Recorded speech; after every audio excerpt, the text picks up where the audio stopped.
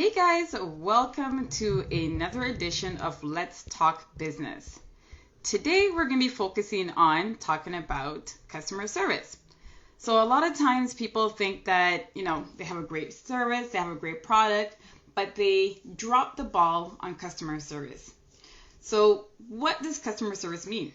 It means how your clients, the experiences that you give your clients. What do they say about your service or your business after they have had that transaction with you? So today I have a awesome special guest. She is quite active on my page when I post all my interactions, my videos talking about customer service. She is a customer service queen, I like to call her. It's Ashley N. G, and she's an event manager at a virtual event venue. So today, Ashley will be talking about some of the challenges as an event manager in dealing with clients and assisting them with, getting them exactly what they want and need. So let's get Ashley on here.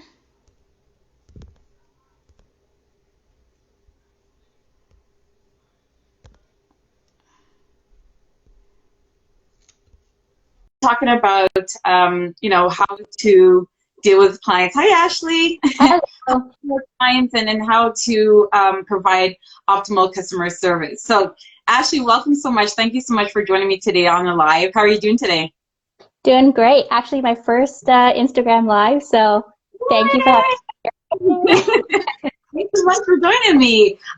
First of all, I want to thank you so much. I know that when I make my posts, especially when they're customer service related, you're always engaging, you're always giving your feedback. So, I thought it'd be a great opportunity to talk about customer service because you're well versed in the subject. So, first off, I'd like to have you introduce yourself and exactly what it is that you do. Sure. So I am an event manager and coordinator. So I work with an event production company called Creative Twist, and our sister company, which actually started during COVID, called Connect Event Hub. So that's the virtual event venue. Okay. So I've officially had that title. I've been officially working with Creative Twist and Connect Event Hub for a little over a year now, but those skills I've really been using for over 12 years. So I kind of have a long winding history to how I got here. I did theater and live entertainment production, and it's a lot of overlap. And but I was also in the social services field for almost 8 years full time as well as an addiction and mental health crisis worker. Oh, neat! I didn't know that. Yeah, so I was actually kind of following these two passions at the same time. So I had my full-time job at the hospital, but then I also had my freelance production work that I was doing, which I like to say it was part-time, but there's no way production is ever part-time. So I was doing two full-time jobs. Yeah, I can imagine. So this is quite a bit of work to do. So you're quite busy for a time there, and now you only do the production work now for the virtual. Yeah.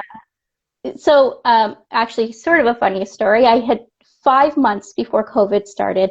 I said, you know what? I'm going to burn myself out by doing 2 full-time things. I'm going to focus on one. And I chose event production because that's really where the creativity was for me. It's something I really love doing. And so I just took the leap. I left the job at the hospital, went full-time into event production, and then the pandemic happened. And all live events shut down. Yeah, that's everyone's story. Good old pandemic. So that's okay. So then that's interesting. You decided to go with the event production because that's more of the creative side of things. So tell me exactly what does it mean, event production? Because sometimes people may have a different meaning of exactly what it is. So just describe to me what exactly it is that you do. Sure. So with Creative Twist, mostly the types of events we do are corporate. So, and kind of like the social side of corporate, so like large galas, there's like fundraising things. And now in the virtual world, we do all of that still. So we do the virtual galas, we do the fundraising. We also do like town halls and really fun networking events. So it's really about taking all of the pieces that they need and they want and putting them together. So sourcing where those entertainment pieces are coming from, speakers, sometimes they're doing that on their end, sometimes we're helping them with that, and bringing all those pieces and really coordinating them to have a nice, steady flow and structure to the event. So you plan so you're basically the planner of the entire event. So whatever the client is in need of, you just make sure that, okay, whether it's you said entertainment or the sound systems, all that you guys put into place. Okay, so that's, and then since unfortunately COVID happened, the in-person part of it obviously ceased. So tell me, how has COVID pivoted your company, like, or your employer, and how have you gone about still being able to provide events? You mentioned virtual events. I'd love for you to explain about that, because I was so intrigued by how this virtual event platform that you guys have created. So tell me more about that and how that came to be. So actually, the Genius is definitely my employer. We work together, of course, to develop the service and the experience. But what happened was we had our own clients that had come to us and said, look, we have this annual event that we do in person, and we have put so much work into it and so much heart and love into it, and we don't want to cancel it. What can we do? How can we make this virtual? Can you help us? So we jumped in and we did all of the research and development, and we'd been doing that for a little bit as well before that, figuring out what the best practices are, what the best platforms are, how we can deliver engaging, that's key, engaging content virtually. So we did all that legwork. We put on a really beautiful mentoring dinner for them. And we realized, and my employer saw, that there was a need growing in our industry, in the events industry, for people who understood events and could take the idea of the goal of an event and combine it with the tech side. So people didn't maybe have the interest or the time to dive into researching how to use these platforms and the best ways to structure them. They just knew that they had an event they wanted to do and they wanted someone else to figure it out. And that's where we come in. So we really bridge that gap between understanding the goal of an event and how to execute that, and how to make that work within the confines and the parameters of a virtual platform, in a virtual space. Okay, so kind of walk me through it. So say, for example, you guys are throwing an event for my employer, and it's a gala or something. Walk me through it exactly. Like, is it like a Zoom type of set-in, and I kind of get dressed up in my own home, and then I log in, and then I can see everybody else? Kind of walk me through what exactly happens. It's actually funny. We had a client recently that described it as like Zoom on steroids. I like that. I mean, so the video conferencing, sort of like this, that's a very big part of it, because we want to do that to engage properly. We want to be able to see people's facial expressions and to react and to speak. But also, it also combines the smaller groups that you need in order to have really good, intimate conversations.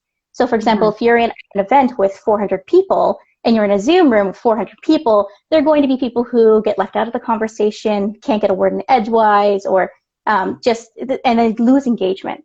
So the platform that we use, the parent company is called Remo, so that's the software. But we've created a service around the platform.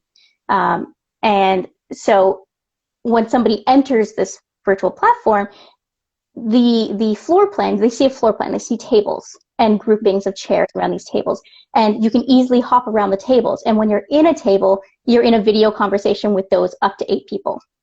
Oh, I like that. So it's almost like a VR room, almost like is that what it's called, like a virtual room, but for an event. So if I haven't seen my colleagues and we're having this event for our for our employer, customer appreciation or something, I can actually go get dressed up, and you see, just like a Zoom, and there's actual tables. So I log into a room, and then I can come and sit at your table, and then you and I can have a private conversation, and I can hop to another table. So it's just like being in a venue virtually. Yeah. And you know what? That's really what spoke to us, was like, it's the closest thing to real life that we could find virtually. That is a great idea. That's so genius. I love it. So that's what you guys have been running for yourself as well as other companies that need it, but they don't want to do the research? Because I can imagine a lot had to be put into that to create that platform. Absolutely. I mean, like we didn't develop the software for it, but there are so many platforms out there that offer some sort of virtual solution. But really, when you go to them, you're getting the platform, and that's kind of it. You may get some like how-to articles on how to set up the event in their software, but you don't get a team that can really consult with you on the best way to flow, the best way to structure your run of show. We also have a team of people that help with tech, because with technology, you're going to get some glitches, right? You're at the mercy of all of the different people's comfort with technology, their devices, their compatibility. Maybe they haven't updated their device in like 5 years and it's not compatible with the software anymore. So we really do have a good hands-on team that greets everybody when they arrive and helps them get connected. Oh, I love that. It's a great idea. So you mentioned you do a lot of corporate events. Is there a maximum of people that can be inside the event, the virtual event? Sort of. So our plan allows up to 800 people in one hall. Oh, wow. Okay. But you can connect multiple halls and have thousands of people. Yeah, so I can jump from one hall and go into another hall, and okay, and it's all different rooms. So it's different rooms up to a maximum of 800 per. That is such a genius idea. You guys are really, I know you didn't come up with the software, but just to think of applying that software to your actual event, that's customer service, which we're going to start off with, is talking about customer service, because a lot of businesses have been affected, especially, with venues where there's, a large amount of people needed. I myself had an event that was supposed to happen in October for 400 people, and that had to be postponed because of COVID. So it's great that you found an alternative that works with our new conditions, so that I love that idea. Now, I want to talk about, I don't know if you can speak to it, instead of just, a lot of people have to shut down and they're just telling people, wait till we're up and running. Why did you guys decide that you want to find an alternative, right? I know obviously for purpose of money, but like, why did it come about that, let's try and find a solution virtually to allow these events to still happen? Great question. Well, we were really all about connection, right, and relationships. And we knew that just because COVID happened, those aren't going to stop. And they need to be fostered and they need to be maintained. And especially for corporations, they need to have a way to engage with their stakeholders, but also internally. So we knew that need was still going to be there. And honestly, when we started Connect Event Hub back in July, we had no idea how long this was going to go on for. I mean, it may have only lasted for a couple more months, or maybe stretched out for a whole year. We had no idea. But what we did know was that there was a need growing immediately for people to continue to meet and connect and engage. And we wanted to be able to facilitate that, because we were, we'd been to our fair share of events on Zoom, and, they can be done well. But sometimes they're not engaging, right? Sometimes they're not fun, and they don't want to attend something that's supposed to be interesting on Zoom and make it feel like a work meeting. Yeah. Feel special. Yeah. So how has corporations been receiving? How has your clients been receiving it? Do they like it? Do they be getting really good feedback, or they say no, they're still not feeling the connection? What kind of feedback have you been getting from this software? Amazing feedback. I mean, we're not surprised, because we were blown away by it, which is why we invested in it ourselves. But people are just saying, like, this is the most fun we've had in an event all year. We didn't know this platform existed. Where was this like 6 months ago when we needed this event, a different event on? Engagement's off the charts. It feels familiar to people, because the room with the table structure, that's a familiar setup that we all remember from live events. And then having this face-to-face engagement, super important. Oh, I absolutely love it. So, in terms of customer service, is it, without giving me numbers, is it more expensive to do it this way virtually, or is it less expensive? And dependent on if it's more expensive, how has your clients been receiving that? Like, are they willing to pay that extra to be able to still have these functions go on? It really depends on what they want and what they need, right? The base fees maybe on the surface look a little less expensive if you're going to like a banquet hall or some sort of event venue. So people expect, oh, it's going to be super cheap because it's just a virtual room, right? But there's a whole level of service that layers on top of that, which is important for making it super engaging and interesting and fun and different. But people sometimes don't understand the value, and they have a hard time putting a dollar sign to the value of that expertise and that guidance and that service. And honestly, productions can be as low key or high quality as you want. So I mean, for some galas, we had a production AV team at like a sound stage or a production venue, and they're fully mixing the audio and the video, and they've got lights and they've got a whole AV team there. That's not inexpensive, right? So that gets factored in. So really, it just depends on the level of production that they want and the type of event it is. Okay. So then okay, so you mentioned that sometimes their expectations may not match up with what they think is the cost, right? Like you said, and I've experienced it myself, where you think that, okay, there's no venue, so why is it still so expensive? How do you go about addressing that and articulating to them that, okay, well, even though there's no venue, we still have this staff and this production? Is it exactly what you said to me, or how do you say it different to a client that doesn't understand where the price and the value is coming from?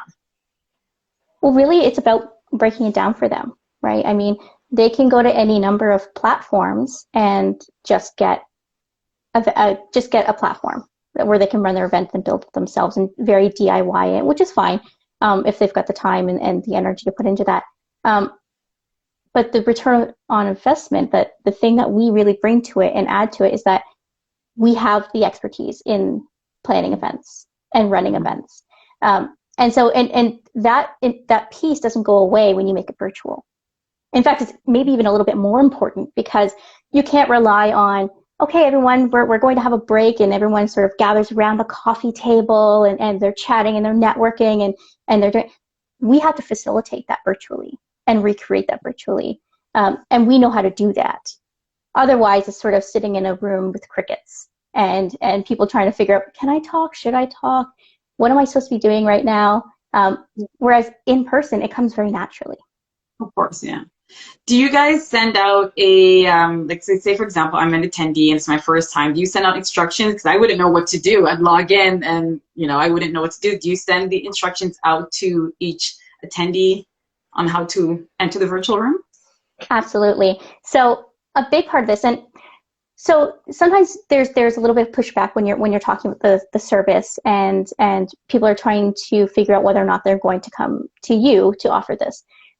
And one of the things that we talk about is reassuring them that the technology is easy enough for people to understand, and that we're going to walk people through how to do it. So we take care of onboarding and orientation, and making sure that the technology is easy for people to navigate. It's intuitive for them.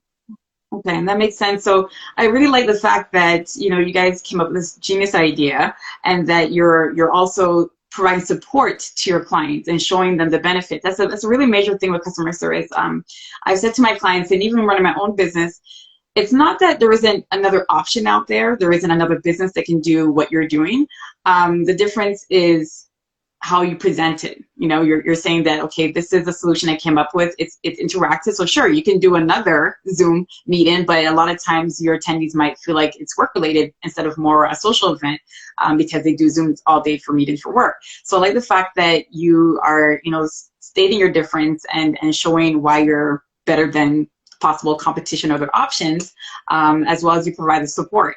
Right, because even when I had asked you about it, explain to me this virtual room thing, and I understood it in my mind, but I just couldn't really picture it. And so you then offered, here's a link to view it if you want to get some more information. And I think that was great, because a lot of times, especially now with things changing, people aren't going to understand exactly what it is. And you're articulating it very well, but in someone's mind, it's kind of hard to fathom because you haven't seen it before. So I like the fact that you have an example and that you're very confident in presenting, the structure of it and showing the benefits, because that's a major thing when you're trying to sell to your client, to get them to understand, right? So with that being said, the clients that you have now, are they clients that you've used in the past that you are, presenting this option to, or is it people are chit-chatting about the idea and coming to you? How are your clients coming about it now? Initially, we started with some people that we already kind of had in our network and knew and came to us looking for some solutions. And word of mouth really has been our biggest way of getting new clients. People love it. They know somebody else who said, oh, well, we have this event. We don't really know what to do with it. And so someone's like, I know somebody, and this was really fun, and you should check it out and talk to them. So it's a lot of word of mouth. And actually, a lot of our clients are other planners and producers. Oh, okay. So they have, and you know what? Even I think I was telling you before that I used to be a wedding planner, and there was 2 weddings that I had outstanding. They were supposed to be done for 2020, and their dates keep getting pushed back because of all the restrictions. So I mentioned to one of my clients, I said, you know what? There's an actual platform wherein you can still have your wedding virtually. You still have the room. Do you guys actually do decor and like you set up centerpieces and stuff on the table? Yeah. Yeah. The floor plans can be completely customized. Like we did a floor plan that looked like it was in a mountain lodge chalet. I mean, some people have them on like a spaceship or in a submarine. So like you can really get creative with what it looks like. It's a lot of fun. Wow, I didn't know that. So you can actually, is there like a preset different types of spaces that you can use to to have the venue? Yeah, I mean there are some standard floor plans, and then there are like you're only limited by your creativity in terms of how creative you can get with what you want your floor plan to look like. It's a lot of fun. Oh wow, that's you know what, the idea, like I said, I'm gonna keep saying it over and over again, is genius, because there's so many people out there that are still trying to have parties, secret parties in their homes, and getting shut down and running the risk of having people over and being caught. But if more people know about this option as a virtual event space, I think that this would be great for them, because you still have that interaction, you still have that customization, so you can have your room set up as you please, and then you're still connecting with everybody on a safer virtual scale. So another thing I want to ask you in terms of customer service, when you talk about the price and people say, okay, well, still so expensive, your clients, and you said that you show them the value. What if they still don't appreciate the cost, even after you explain the value and explain the support you're given? How do you go about that when they're still pushing back? I think that for me, pushback usually comes down to one of a few things.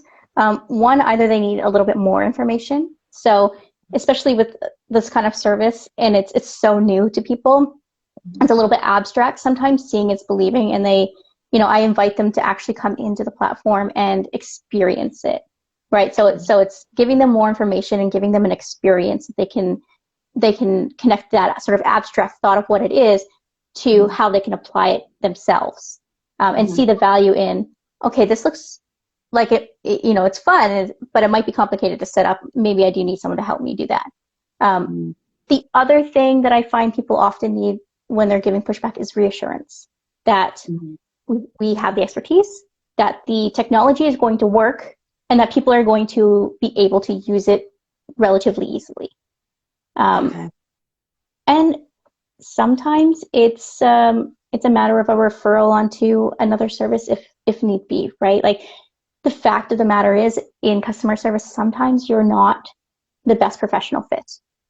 So it's great to have other resources within the industry that you can refer people on to if it's more appropriate, maybe if it's more in their budget, or there have been times where we've had people come to us for an event, and it's a fairly small event, maybe 15 or 20 people, and we say, this may not be the best platform for you. We can help you set that up maybe on a Zoom or on something a little bit more simple, because maybe you just don't need all of the bells and whistles that our platform provides. But we're still here for you and still able to help you through reimagining a live event to virtual. Yeah, like you touched on so many points there. You spoke about understanding their needs because, like you said, sometimes it may not be the right professional fit. So I may come to you like, yeah, it's my party, my birthday's coming up, and I want you to throw a birthday party for me. It's only be 20 people. But then, you knowing what the starting cost is and what I probably have in mind for cost is a conversation to have. And then you could also ask probing questions. That's a very big thing in terms of finding out what it is your client wants so that you can make the best suggestion with them. And sometimes that suggestion may not be with your business. It may be with, offering an alternative, right? So I like the fact that you are definitely asking the right questions to find out. A lot of times I find small business owners, they apply a cookie cutter solution for everything. Me, get this. And sometimes it's like, no, not every client's for you, not every service is for that client. And sometimes when you show your potential client that, the service is not going to work for you, that's showing honesty, because a lot of times people just try to sell for no reason, like not for no reason, but they just try to sell them something, even though it's not something beneficial, they still try to sell it. But then by you saying to them, actually my services, my products isn't the right fit for you, perhaps think about this. You're being honest, and they might consider you for a future event or purposeful, business, because just of how you went about it, instead of being so pushy. A lot of times, especially with COVID now, businesses are slowing down and the income isn't there. I find that a lot of business owners might get aggressive, right? Because when I see a business owner, they say, okay, walk me through your client experience. Tell me exactly how you present yourself to your client. And sometimes I'll say to them, that's a bit too pushy. If I say that I need this, and you offer something else and it's just not the right fit for me, you can either present it in a different way, like you said, to show a different angle of it, a different perspective. But at that point, after you've done that the second time, they still don't find the benefits of using your product or services, then, here's another alternative, right? So a lot of times I think that's a common error that small businesses make, is that they have one cookie cutter application of speaking to clients. And sometimes that may not always be the right fit for them, especially if you're offering like different products and services, right? People try to sell you on the most expensive package, the most expensive product, but that may not be what I need, right? So if your events, can go up to 800 people and maybe the minimum requirement is 100, and I'm coming to you with a group of 20 people, well, it's not worthwhile for me. So even though you can still charge me the 100-person rate, which is the starting rate for you, it's not a right fit. At the same time, there are some people like myself that might say, nope, I still want it. I will pay I will pay whatever the cost is to have it that way, because I want to have my event through your services, right? So I think I think it's really good customer service wise to be transparent instead of being so salesy, because a lot of times people become so salesy, and your potential client, they can tell. Example I like to use is like when I go into the store, a clothing store, when I used to go into a clothing store, and they're on you right away. Do you need help? Do you need help? And it's like, okay, give me a second. Or if you try on something, I remember one time I tried on this dress and it did not look good on me. It did not. It was not flattering at all.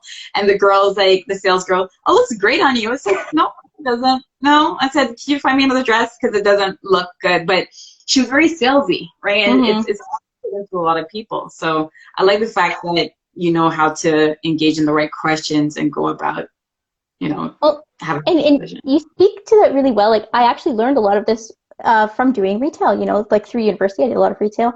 And there's always incentives to upsell and to sell certain products. And I was often at the top of the sales there. And not because I sold the most things and not because I sold the most expensive things, but because I sold the things that people actually needed, which meant that they weren't coming back and returning items. And also they maintained their faith and their trust in you as a salesperson, also in the company and the product. So maybe they come back and buy more things. Maybe they bring people with them and refer you. And, that's an example of like maybe a chain store where if somebody doesn't come back, maybe it's not a big deal to them. But as a small business and as a brand, it's so important, because you want those people to either come back or refer people, and you want them to see you in a good light, and you want to present your brand and your business in the best way that you can. And the best way to do that is to establish a trusting relationship. Yeah, for sure. You know, you hit the nail on the head when you said that you get people to come back. That's client loyalty, right? Because now they trust you. You're not just trying to sell me anything. You're selling me something that I need. And so Mm-hmm.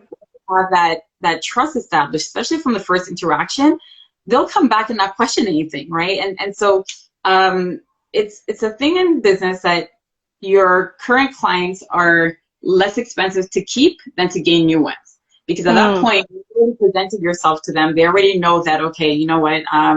I spoke to Ashley. I went through her company. She's very honest. I spoke to Suzette. Her business is very honest.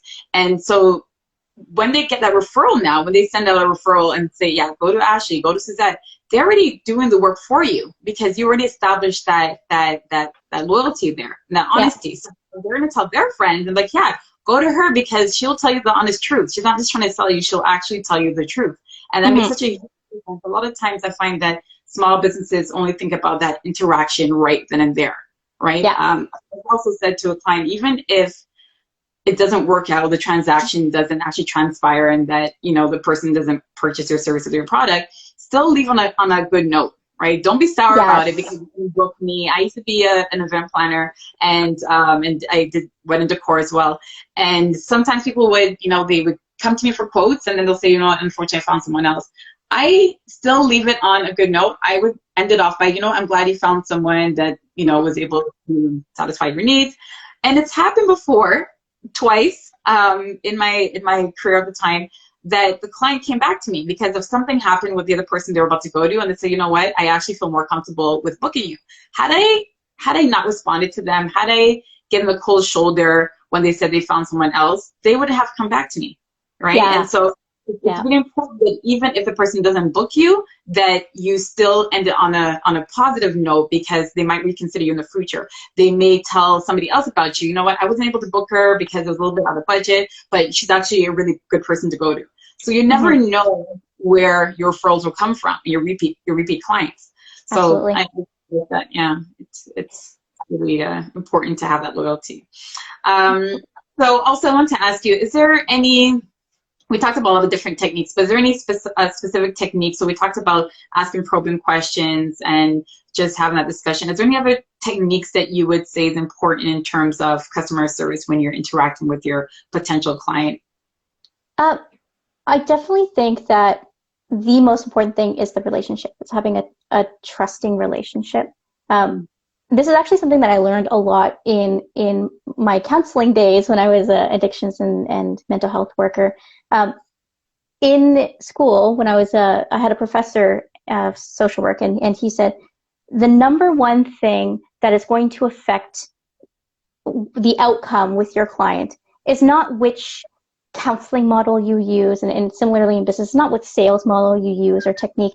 It's about the relationship and the rapport that you actually establish with the person. And I've seen that time and time again, both in sales, in business, in personal relationships, and counseling relationships. You really have to look at establishing that trusting relationship, as we were speaking to before. And also not to take things personally. It's Yeah. really hard not to sometimes, especially when you're a small business and you're presenting the best of yourself, and then somebody either doesn't appreciate it or doesn't understand it or value it, and maybe they just don't want to pay the money for it. It's hard not to take that personally. You put so much into it, right? But there's so many factors as to why people don't go with you. And like you said, keep it positive and keep it professional, because they may be back or they may refer someone else. I was thinking about like how sometimes people have pushback, and maybe sometimes they're kind of rude about it sometimes.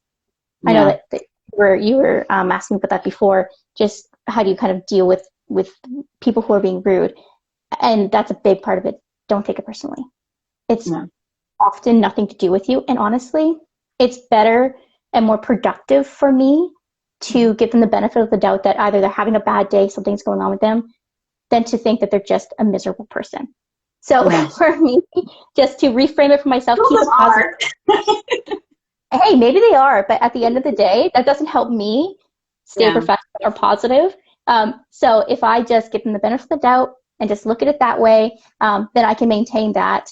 And maybe these people come back, maybe it changes the relationship, maybe it flips it, and they start to see, oh, this is a good contact to have, or this person knows what they're talking about. Sometimes they realize they were being a little rude, and they'll come back. Yeah, I remember so what my processes were when I was an event planner, and I would tell people, I'd walk them through the entire process, and then I would give them the quote, and they'll say, okay, that's above my budget. What I would say to them is, okay, what's your budget? And they'll tell me whatever dollar amount it is. I would then say, okay, well, what is your must-haves and what is your nice-to-haves? And so I would say, okay, let's look and see, because at that point, as a small business owner, it's a fine line, right? You don't want to devalue your services and do things for free or under what you find to be valuable. Your prices are the prices based on the services that you provide and the quality of the services that you're providing. So instead of saying, okay, what's your budget, and then try to give them the exact same thing at a cheaper rate, because that means I'm losing, and I'm a business, right? We're in it to make money. I would say to them, well, what are your must-haves? Tell me your must-haves for your wedding. Tell me your nice-to-haves. And then I would look at it and say, okay, well, if we keep all the must-haves, then you're going to be within your budget. So then let's look, you still have a little bit left. Let's see what nice-to-haves on your list that you can actually have that we can, incorporate within your budget.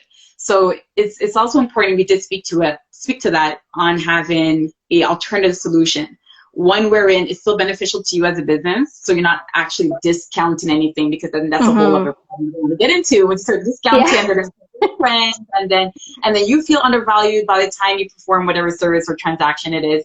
So I think it's important that you find alternatives, and that used to be my way of conversation with my clients, right? Anytime they would say, okay, no, thanks for your quote, I'll look around. I'm like, okay, well, hold up. I'm like, okay, what is there? What's exactly the reason that you don't want to book? And so they'll say, well, it's a bit. And then that now gives me the opportunity by asking them those probing questions. So it's important to ask probing questions at the beginning and the end.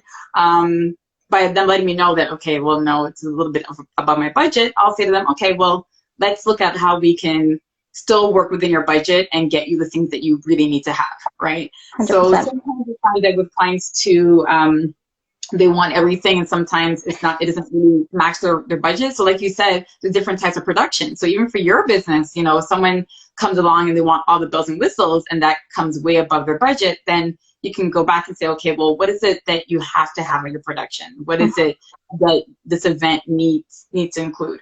Right. So I think that's another thing that a lot of small business owners struggle with, is knowing how to provide alternatives. Right. So that's what benefits of being a small business owner. It's your business. So you can modify whatever package, whatever service.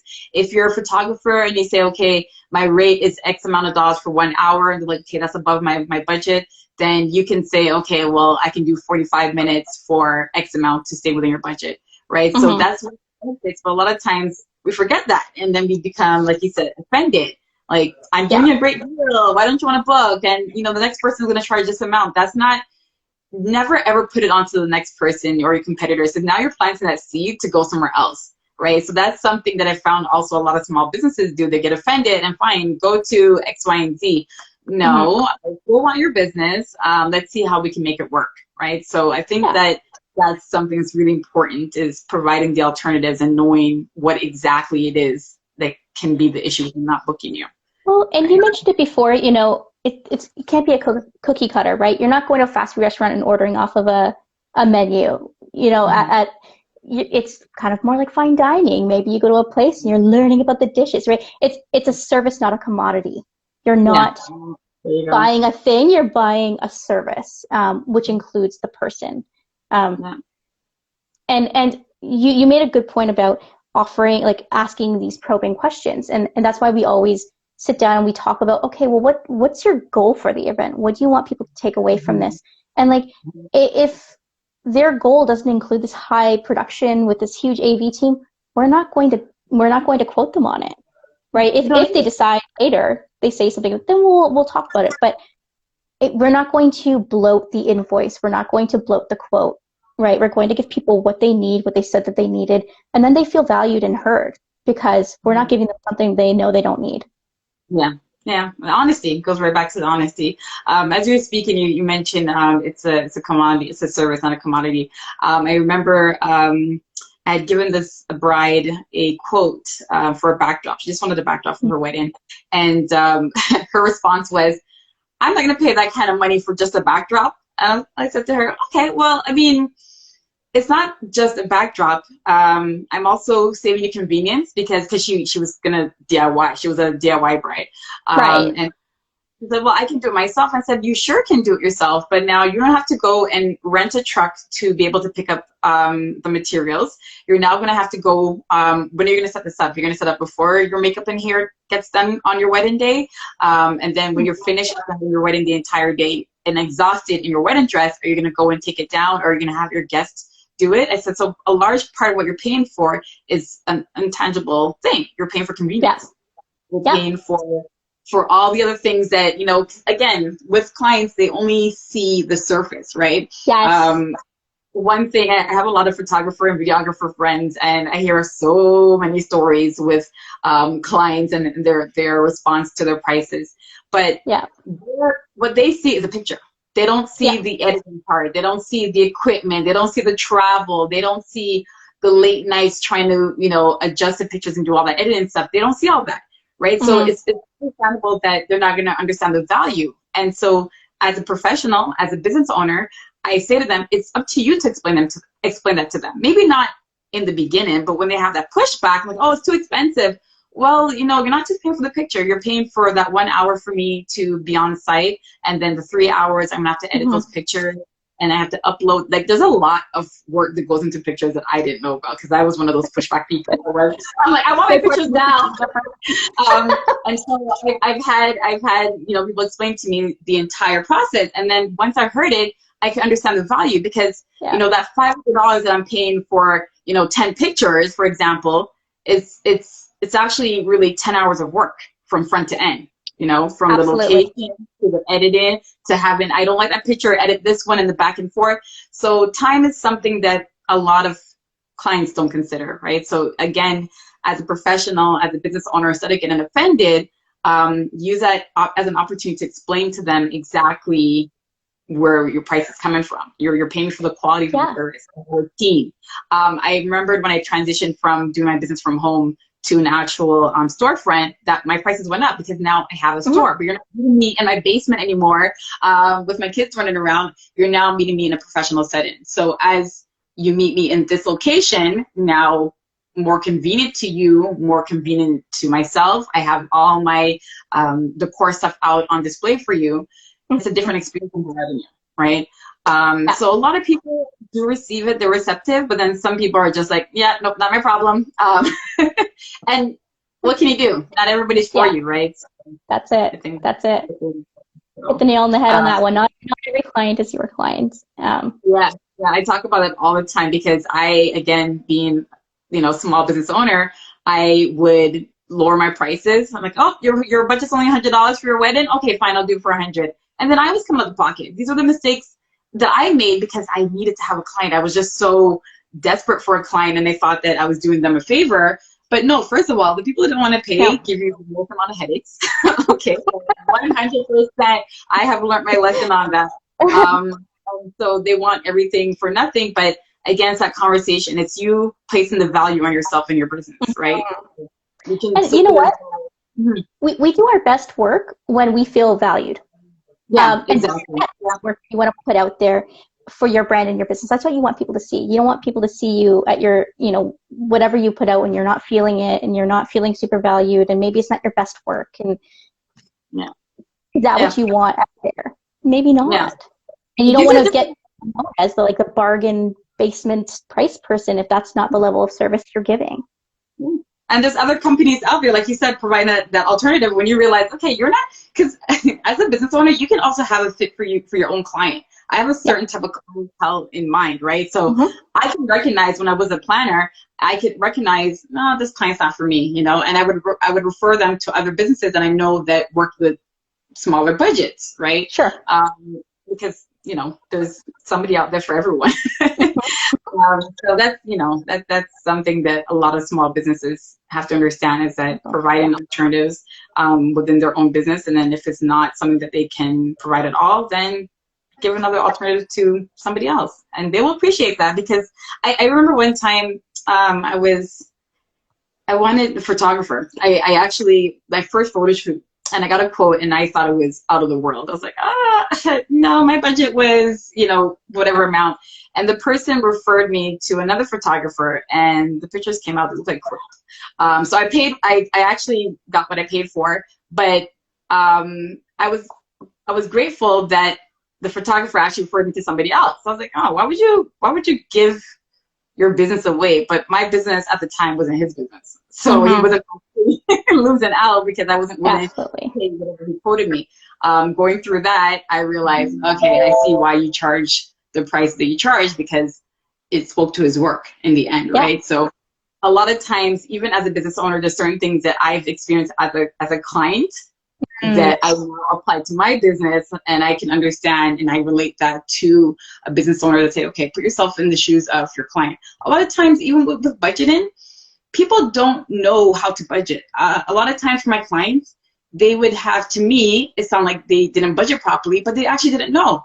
I had one girl tell me, I don't know what my budget is. I don't know what's an average cost for a wedding. And so in that instance, I realized, well, how are they supposed to know? They only get married, hopefully only get married once. So how would they know what to spend on decor? What would be a reasonable price? I would say to them, okay, well, what is it that you like? And I'd work with them backwards, and I'd get them to send me pictures and say, okay, well, for this kind of style decor, this is what you'd be paying for your wedding, right? So it's a conversation to have, and to understand that not all clients you can apply a cookie cutter solution to it. Each person's different, and it's just a matter of applying what works best for them. And the pushback is an opportunity. It's not a no necessarily, right? Sometimes it is, but it's an opportunity to either give more information, to reassure them, or maybe to refer them on. Yeah. I totally agree. Well, Ashley, I thank you so much. It's been a awesome conversation. I'm glad that I finally got to meet you virtually. We speak so much on Instagram, so thank you so much for your time today. And I hope that everyone that has joined our live today has been able to get some great content. And I will talk to you on Instagram. Thanks so much. Thank you. Have a nice day. You too. Bye, everyone. Bye.